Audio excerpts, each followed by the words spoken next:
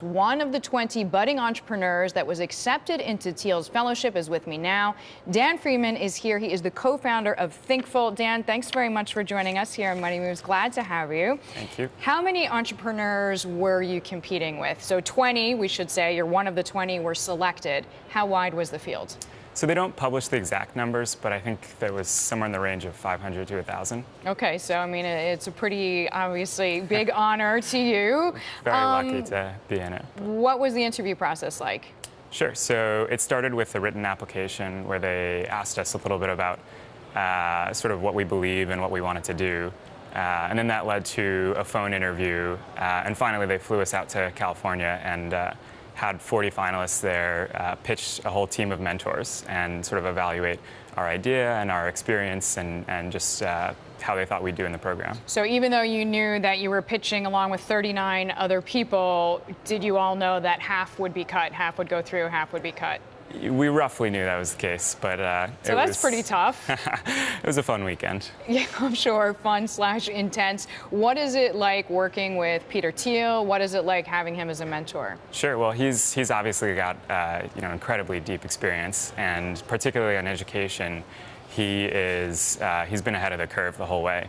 You know, the fellowship has really raised the profile of asking the question of how we should be educating ourselves, and even one step further, arguably, right? Saying even as a traditional education, really worth it if you have access to extremely focused and accomplished mentors. Right, exactly. I mean, the fellowship provides this exceptional network of mentors, and that's actually something we've borrowed from with Thinkful. So, we have. So it's an online education platform, and adults go there to improve professional skills, right? Exactly, right. So we teach people to code right now, and there's obviously lots of places you can go to learn that, but we distinguish ourselves because you get one-on-one support from mentors.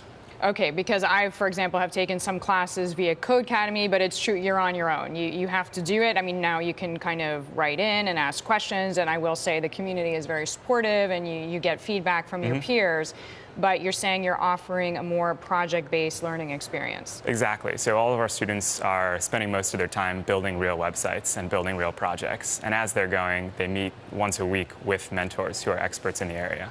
Okay, but so you don't have to pay those students who are giving their time, and you don't have to pay the experts that are giving the mentoring experience. No, we do. The mentors are actually part of our team. You know, teaching is an incredibly hard skill, and we don't want to just trust it to volunteers.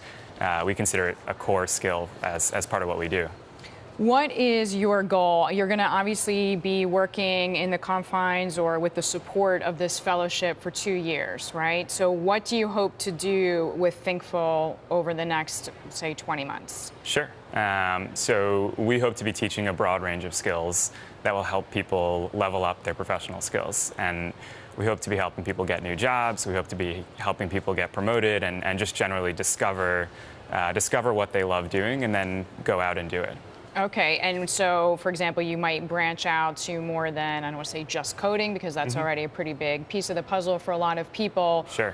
But what are the fields that you have your sights set on? Sure, we don't want to name exact names yet. We're still sort of talking to a lot of companies about what they really need.